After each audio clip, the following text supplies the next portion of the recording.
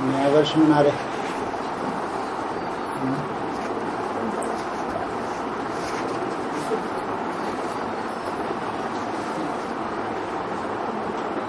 नया वर्ष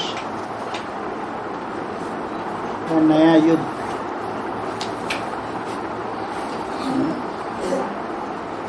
नया वर्ष मना रहे, नया युग मना रहे या विनाश के इंतजार कर रहे। कोई के लिए विनाश भी है। खुशी खुशी खबरें तो सुन ली, ये जो हरामखोर बैठे हैं इनका विनाश भी है।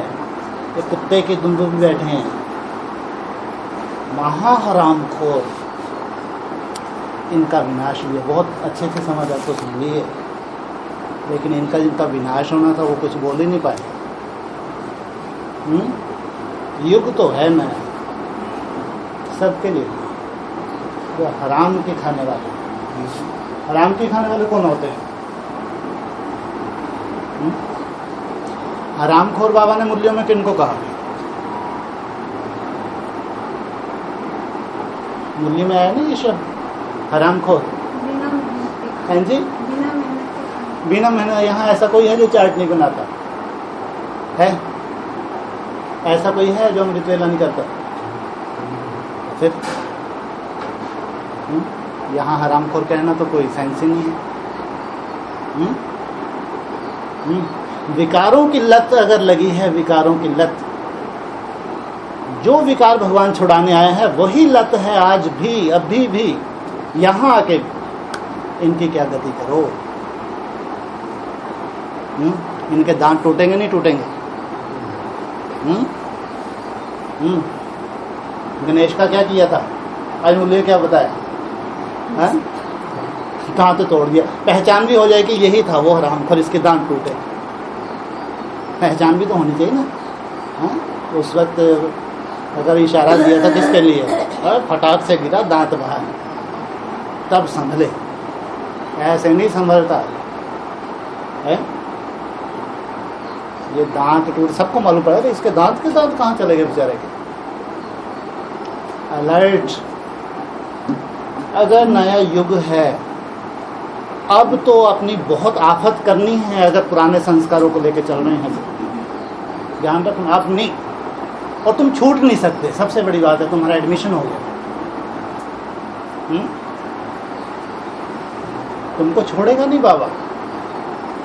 अगर परिवर्तन नहीं है, अब तुमको ये भी नहीं कि तुम यज्ञ से दूर फिर गए, वहां भोग रहे हो बैठ के, ऐसा नहीं होगा अब नहीं।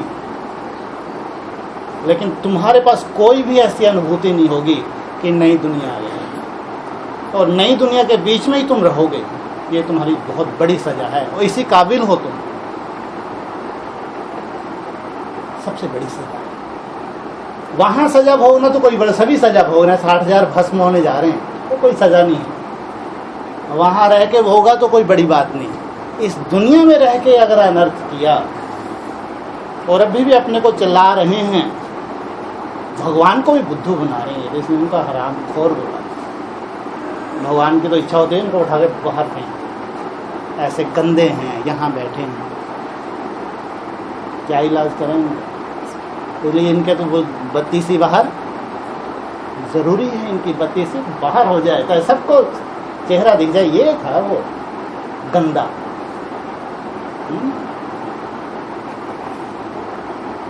बाकी नया युग तो है जो खूब मर्यादा का पालन करते हैं, मर्यादा के प्रति विशेष अटेंशन देते हैं, वो तो जाएंगे कहाँ? नए युग में जाएंगे। उनको तो सब देखेंगे कि ये कहाँ गया। इसका तो चेहरा खिला हुआ है, इसको तो भगवान की एक्स्ट्रा लिफ्ट मिल रही है।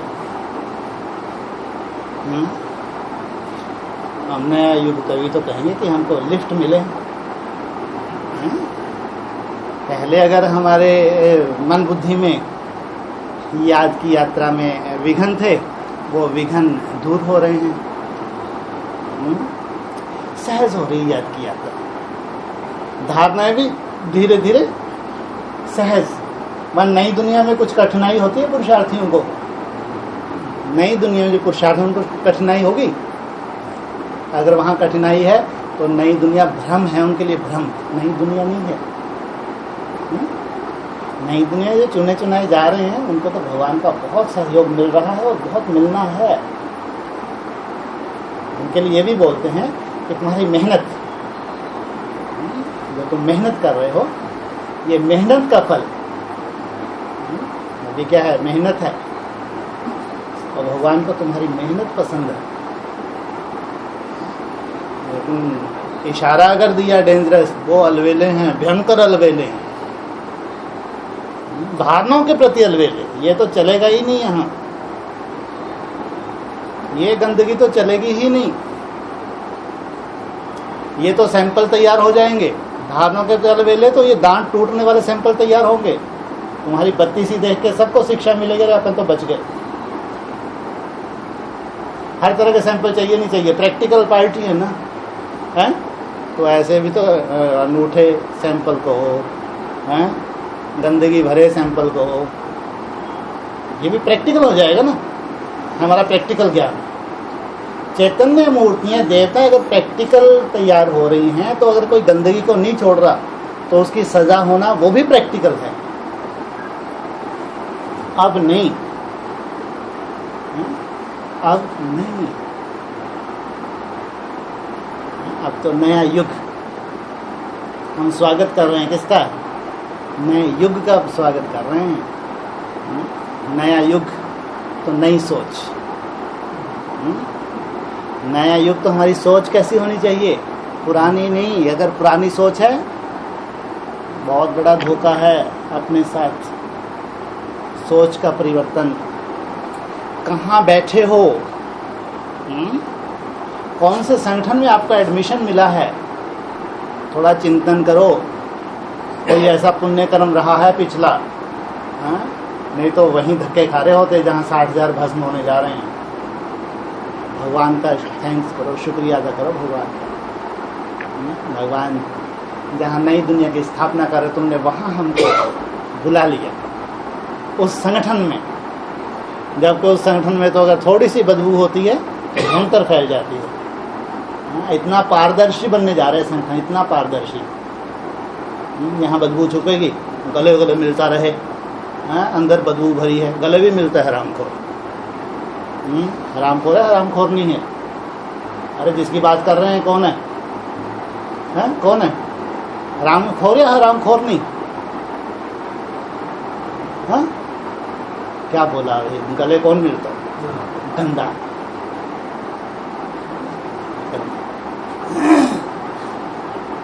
बाकी नया युग तो है। बहुत मेहनत से लाए हैं नया युग। इन्होंने मेहनत की है। किन्होंने मेहनत की है? हम बच्चों ने। हम अपने ही तन से, मन से, धन से समय सफल किया हमने। अभी भी कर रहे हैं बहुत मेहनत से। सालों साल मेहनत की है, सालों साल। चुटकी भी जाते नहीं आ गया। लंबा समय मेहनत की। ये मेहनत का फल जो वायुमंडल में एक चेंज आ गया, या भगवान नीचे उतर के आ गए, ये कहो। अभी तक ऊपर टंगे थे क्या? हर 3 महीने में तो मिलते हैं, भले ही आपको नहीं मिलते। तो आपके लिए ऊपर टंगे थे या नीचे उतर के आ गए? तो अभी तक नीचे नहीं थे, हैं? अभी तक गुप्त अनुभूतियाँ करवा रहे थे, लेकिन अब जैसे कि तुम्हारे साथ ही आ गए। अब तुम्हारी और मेरी दूरी है। बाबा भी कहता है, अव्यक्तवाणी में भी बोला, लेटेस्ट मैसेज भी दी। अब तो बच्चों से ऐसे की दूरी की समाप्त। बच्चों की भ्रुकुटी में बाप, और बाप की भ्रुकुटी में उनको इतने करीब हो गए। ये तुम्हारी मेहनत रंगत लाई है, मेहनत, तुम्हारी मेहनत का फल। इसलिए नया युग मानो। नया हम नया वर्ष नहीं मना रहे, क्या मना रहे हैं? नया युग मना। अब व्यक्तवाणी में तो कई बार आया, कि नए युग का आवाहन किया। नया वर्ष नहीं, इसको नया युग बोलो। अव्यक्तवाणी तो कई बार पहले भी आया, अभी भी आज नए युग की बात कर रहे हैं। वो कैसा था नया युग? कोई डुप्लीकेट था क्या? बाबा तो कहते हैं एक भी अव्यक्तवाणी मुरली को क्रॉस करती नहीं है। जो नए युग की बातें आई हैं अव्यक्तवाणी में, तो वो क्या वैसे ही लॉलीपॉप थी क्या? बहलाते थे? हाँ जी, ये कब अंडरग्राउंड नया युग कब से आ गया? हाँ जी, 2004। नई दुनिया की सौगात तुम बच्चों को दी है, आना जाना करते हो ना, तो नया युग नहीं हुआ क्या? 2004 में बोला ना, नई दुनिया की सौगात तुम बच्चों को दी है, आना जाना करते हो ना। कब से कर रहे हैं आना जाना? फिर अंतराल पीरियड दे दिया 10 वर्ष का। ये 10 वर्ष गर्भ के अंदर रहना, तुम सौगात तो तुमको मिल गई, लेकिन रहोगे गर्भ के अंदर कितने से कितने तक? हाँ जी, हाँ, 4 से 14 गर्भ का। इसलिए कल कितनी सीढ़ी गिनवाई? 700। 650 कर ले तो 650 कर ले तो इनका कोई भरोसा नहीं है। वो भी बूढ़ी पड़वा 21 तारीख को थी 2015 में, और 20 तारीख को ही उनको अंतराल पीरियड खत्म होता है, और 20 तारीख को ही नई दुनिया आती है। सोचो, ये तो एक दिन भी ऐसा नहीं कह सकते कि भैया लास्ट तक ही पुरुषार्थ लेके चलते हैं, लास्ट तक, लास्ट डे तक। इसलिए 18 एडवांस पार्टी तो इंतजार कर रही है कि ऐसा लगता है 18 शुरू हुआ और बस सब काम हो गया, लेकिन हम 18 के लास्ट डे तक 700 सीढ़ी माना, अभी से 18 का जो लास्ट होगा गुड़ी पड़वा, तब तक क्या करेंगे? क्या करेंगे तब तक? हाँ जी, हाँ, पुरुषार्थ है। पुरुषार्थ तो पहले भी तो कर रहे हो। अब भी खासकर इधर जो बैठे हैं, अंदर से अटेंशन ऐसे पिसो। अगर लीकेज ऐसा ही रहा जैसा हो रहा है अब भी, इधर चार्ट भी बना रहा, अमृत वेला भी कर रहा, उधर रामखोरी पना भी है।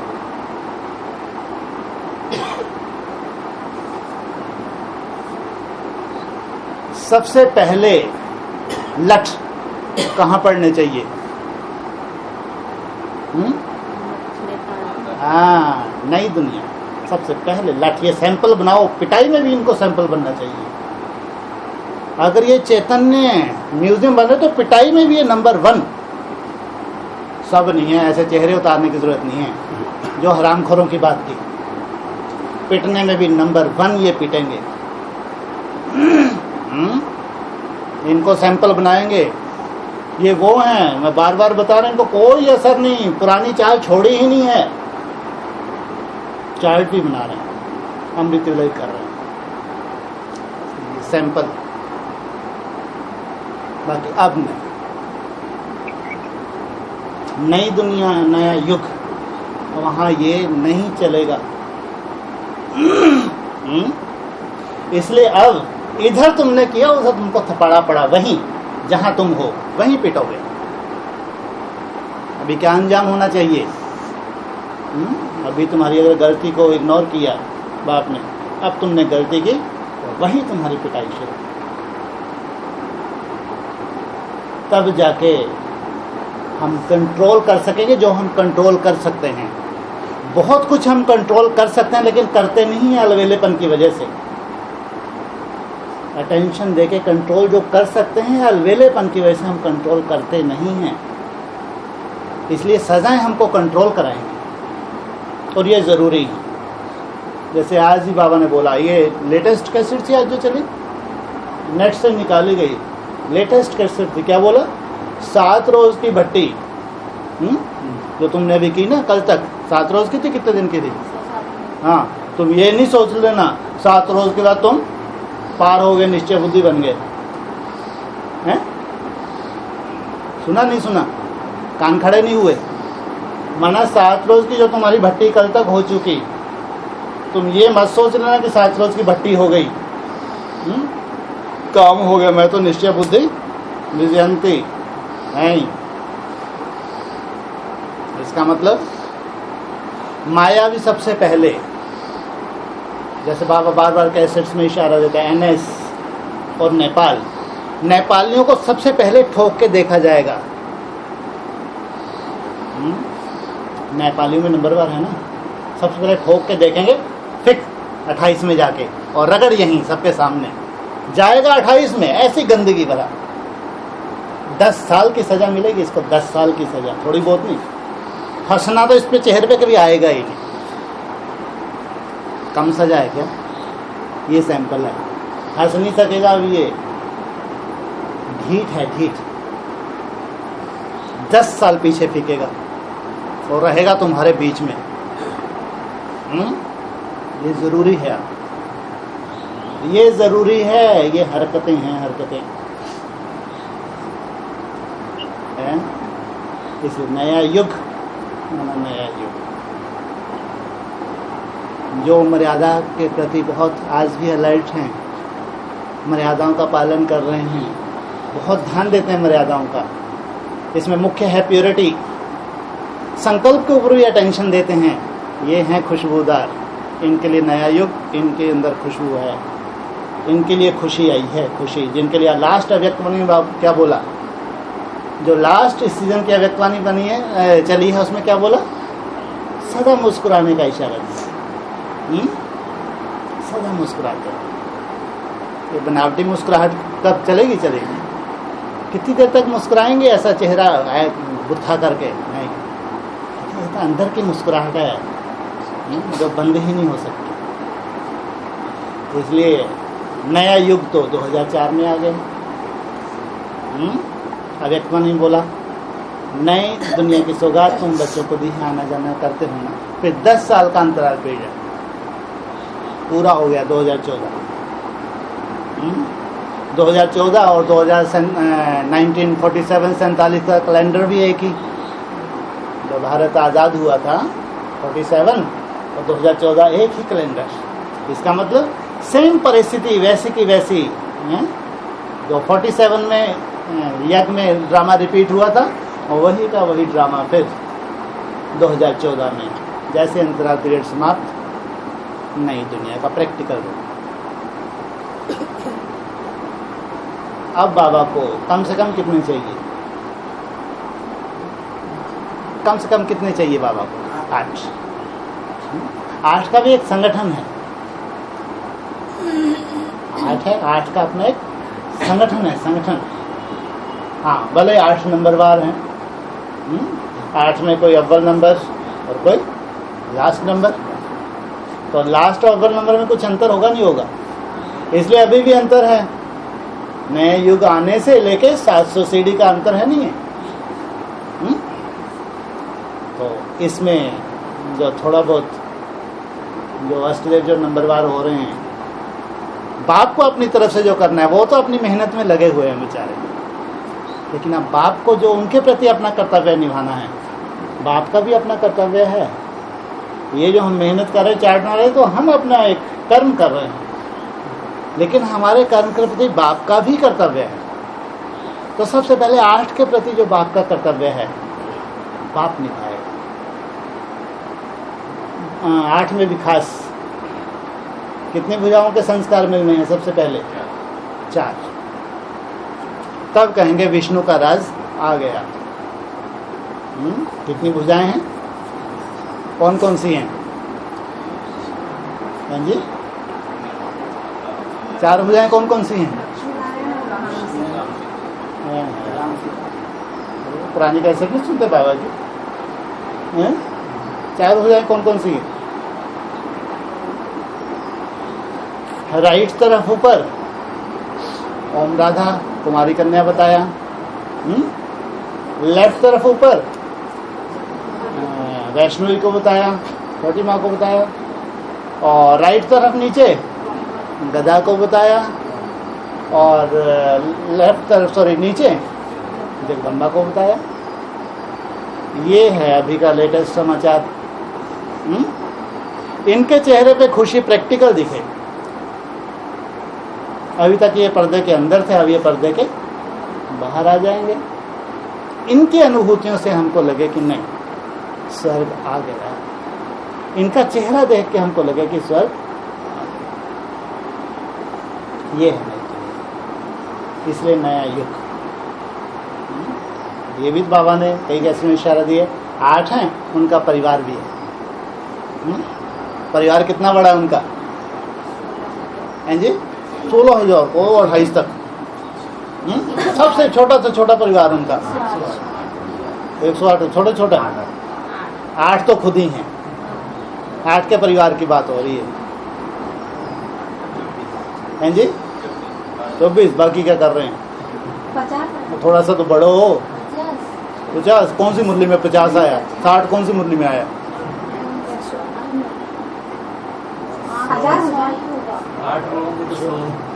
बाबा बोलते हैं, मुरली में बोलते हैं, कलयुग के अंत में भी सूर्यवंशियों का परिवार की कोई निशानी बताते हैं? 70-80 का परिवार एक ही चूल्हे पे खाना खाता है, एक सी सोच, विचारधारा भी एक सी, बोलचाल भी एक सी। जहाँ एक वोट डालेगा सब वहीं वोट डालेगा। वो बेहद का चूल्हा भी एक है, जहाँ इनकी बेहद की रोटियां सिकाई होती हैं। 350-400 की बारात थी, बचे कितने थे उनमें से? क्या पेपर लिया था इनका? नष्टो मोहा। तो पेपर लिया था, क्या पेपर? छाछ और डोढा। जब ये 300-400 की बारात बाबा को भी भारी लगने लगी, इनमें बहुत से निखट्टू भरे हुए हैं, इनकी छटनी करवानी है, तो उन्होंने क्या आदेश दिया? छाछ और डोडा पिलाओ इनको। जो दमा के मरीज हैं वो भगेंगे नहीं भगेंगे, हैं? माना छाछ डोडा अभी कुछ और चेंज कर दें, जो तुमको नहीं सूट करता वो देंगे, सीधी सी बात। अरे आप वो देंगे जो तुमको सूट करता ही नहीं है, जिसको पीने से आउट, तुम आउट। छाछ डोडे तो माना ये बताया, जो दमा के मरीज थे उनके लिए जहर का काम करता था, भावनावादी थे वो अमृत हो गया। अब वो देंगे तुमको जो तुम्हारे लिए जहर है, ये तुमको आउट करना है। तुम मालूम है, अरे ये खाते से तो मेरे को बाप रे बाप, तुरंत मेरे को रिएक्शन हो जाता। ऐसे छटनी की थी आदि में। तो उन्होंने एक तो बैगरी पार्ट है, अब तो इनके पास कुछ बचा नहीं है, छोड़ छाड़ के चल दिए। कितने बचे थे? 60-70 बचे थे। तो साधारण तो नहीं होंगे। उनके लिए बाबा इशारा देता है। बाबा तो हद में बोलते हैं, लेकिन बेहद में भी तो बोलते हैं, नहीं बोलते बेहद में हैं? बोलते हैं कलयुग के अंत में भी जो आत्माएं ऊपर से उतरती हैं देवता धर्म की, उनकी आज भी ये विशेषता। लौकिक दुनिया में कोई परिवार ऐसे हैं जो कम से कम 50, 60, 70 का परिवार एक ही चूल्हे पे खाना, सब मिलजुल के रहते हैं। तो ये बेहद में ये कह सकते हैं, ये 8 का परिवार कह सकते हैं।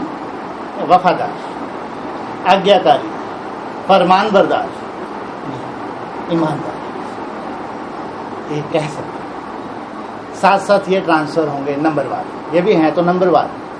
8 के बाद 108 में भी ये वैल्यूअल है, ये 60-70 वैल्यूअल। इसलिए नया युग ये कहेंगे, इनके लिए भी कहेंगे, क्योंकि ये साथ लगे लगे मेहनत कर रहे हैं, मेहनत में पीछे नहीं है ये। अंदर तो बहुत चिंता है, जबकि इनको मालूम है हम 8 में नहीं है, लेकिन मेहनत में कहीं कसर नहीं है। कितनी बड़ी बात है। 8 अगर मेहनत कर रहे हैं कोई बड़ी बात नहीं है। अगर उनको कोई साक्षात्कार बाबा ने ऐसे करवाए हैं, सन्मुख कुछ ऐसे इंडिकेशन दिए हैं, तो उनकी 8 की मेहनत करना स्वाभाविक, क्योंकि उनको जो टाइम पीरियड दिया जा रहा है उसमें बंधे हुए हैं। लेकिन उनके साथ जो मेहनत कर रहे हैं, अभी अपना कोई उनका अनाउंसमेंट भी नहीं है, अपने पार्ट के बारे में कुछ रियलाइजेशन भी नहीं है, फिर भी मेहनत में लगे हैं, खूब मेहनत कर रहे हैं, बहुत अच्छे से, बहुत सुंदर मेहनत कर रहे हैं। ये है परिवार। इनके लिए बार बार बाबा इशारा देता है, तुम्हारी मनसा में कितने भी तूफान आए बिल्कुल चिंता नहीं करो, तुम्हारा कोई हिसाब किताब नहीं बनता, कर्म इंद्रियों से कोई भूल ना हो, बार बार बाबा इशारा देते हैं। तुम्हारी युद्ध किसकी है? किसकी युद्ध है तुम्हारी? मनसा की युद्ध है, योग बल की युद्ध है तुम्हारी, मनसा की युद्ध है। इसलिए मनसा में तो माया अटैक करेगी, उसकी चिंता नहीं है। इसलिए जो तुम मेहनत कर रहे हो, मनसा में तूफान है, आलस खूब आ रहा है तुमको, अलबेलापन खूब है, सब है, लेकिन तुम जो मेहनत कर रहे हो वो बाप तुम्हारी मेहनत देख रहा है। इस मेहनत का फल तुमको मिलना है। ये कहेंगे जो 8 के साथ लगे लगाए जो मेहनत कर रहे हैं, उनकी मेहनत का फल भी नंबरवार उनको मिलना है। तो नया युग कहो, नए युग की सौगात 2004 में तो तुम बच्चों को दिए, आना जाना करते हो ना, लेकिन अब तो वो ग्रुप बहुत बड़ा हो गया। कल वहाँ एक डिस्कशन चली संगठन में, ललितपुर की डिस्कशन थी। उसमें बाबा ने बहुत अच्छा बोला, किसी ने क्वेश्चन किया था तो बाबा ने उसमें खास बोला कि जो 8 के परिवार तैयार होना उसको तो कोई जानता ही नहीं है। सोचो कितनी बड़ी वर्डिंग बोली। कैसेट नंबर 1911 1911, ये बाबा ने स्पेशल बोला। कल ही चली थी ना ये डिस्कशन कि जो 8 का परिवार अभी जो तैयार होने वाला है उसको तो कोई जानता ही नहीं है। अरे सब तो जानते हैं, एनएस दिल्ली में है, दिल्ली में भी अष्टदेव तैयार होंगे जहाँ मंदिरी बहन है, लेकिन भगवान क्या बोल रहा है? बोले उनको कोई जानता ही नहीं कहाँ तैयार हो, कहाँ तैयार होंगे ये तक बोला। ये हमारे स्वयंमान भगवान ने जो गुप्त रखा हुआ है, उस गुप्त पालना में भगवान ने हमको सबको अपनी गोद में ले लिया, हमको अपना बना लिया, हमको साथ साथ पालना देगा बाबा। इसलिए हम बाप के साथ जो अभी ट्रांसफ़र हो रहा है, जो परिवार मेहनत करके साथ साथ ट्रांसफ़र हो रहा है। इसलिए नया युग, नई दुनिया, तो बहुतों को ये सौगात मिल गई। बहुत अभी जो मुस्कुराएंगे, कब तक मुस्कुराते रहेंगे? हैं जी? 2500 वर्ष तक। वो मुस्कुराहट कोई मुस्कुराहट नहीं है। कौन सी? सत्युग में जो मुस्कुराहट है वो कोई मुस्कुराहट नहीं है। वहाँ दुख होगा ही नहीं, उसको मुस्कुराहट कहेंगे। जहाँ कोई दुख ही नहीं है वहाँ सुख की कोई वैल्यू नहीं है। सुख की वैल्यू यहाँ अभी जो घोर नरक बनने जा रही है दुनिया, और हमको जो खुशी मिल रही है ये है सच्ची सच्ची गिफ्ट। पूरी दुनिया अंधकार में, पूरा वर्ल्ड, करोड़ों अरबों पति भागेंगे, नोटों की गड्डियां रोड पे फेंकेंगे, 2 रोटी नसीब नहीं होगी, पानी की बूंद नसीब नहीं होगी, मुरलियों में बार बार इशारे। तुम बच्चों को ऐसा होगा? कितनी रोटी मिलेगी? पाव भर आटा नहीं बोला, 2 रोटी। 2 रोटी, हाँ। फिर बाबा ने पूछा, जब तुमको 2 रोटी मिलेंगी तो आटा गूंदने के लिए पानी चाहिए नहीं चाहिए? तो तुम्हारे पास पानी की कोई कमी होगी? उनको पीने के लिए बूंद नहीं मिलेगी, तुम्हारा भोजन पानी से तो बनेगा। ये बड़ी गिफ्ट है ये। जब दुनिया पूरी नर्क में चलेगी, पूरी नर्क में पैसे की कोई वैल्यू नहीं बची है, संबंधों की कोई वैल्यू नहीं है, उनका बहुत नशा है ना, ये कलेक्टर है, हमारा रिश्तेदार, हमारा मंत्री है, ये कोई वैल्यू नहीं संबंधों की बची। या किसी को लगे कि बहुत बड़ा सन्यासी, उसका हाथ हमारे सर पे है, और बहुत बड़े दिग्गज हैं वो सन्यासी, तो भगवान है। हाँ, वो दिग्गज भी पूरी धरनी खिसक जाएगी दिग्गजों के पैरों से। इसको कहेंगे ये हमारी मेहनत का फल। घोर नरक में ये है स्वर्ग की सौगात, जो कोई नहीं दे सकता वो भगवान ने दिया, जो कोई कल्पना नहीं कर सकता वो भगवान ने दिया। ऐसे समय पे कोई कल्पना कर सकता है खुशी की? जब दुखों के पहाड़ गिर रहे हैं, कल्पना भी नहीं कर सकते। उस वक्त आपके चेहरे को आगे देखें, इनको क्या मिला है, इन्होंने क्या पाया। ये होगी सबसे बड़ी सेवा, ये होगा आपके त्याग का फल जो आपको मिला है। इसलिए भविष्य की सीन यह अपने सामने रखो, ये सीन सामने आने वाली है। कई बार इसीलिए कहते हैं जो आज तुमको त्याग लग रहा है, तुमको त्याग भारी नहीं लगेगा। कई बार लगता है ना, इतना त्याग करना पड़ता है, इतने बजे उठो, इतना चाट बनाओ, खान पान का सब बहुत लगने लगता है। कब तक चलेगा ये? जब ये सीन को सामने रखोगे फिर तुमको त्याग बड़ा नहीं लगेगा। बहुत छोटा सा त्याग है, अगर प्राप्ति इतनी बड़ी है तो त्याग तो कुछ भी नहीं है, बहुत छोटा त्याग है। इसलिए प्राप्ति को सामने रखो, जो प्राप्ति हथेली पे है, जो भगवान तुम्हारे लिए लाए।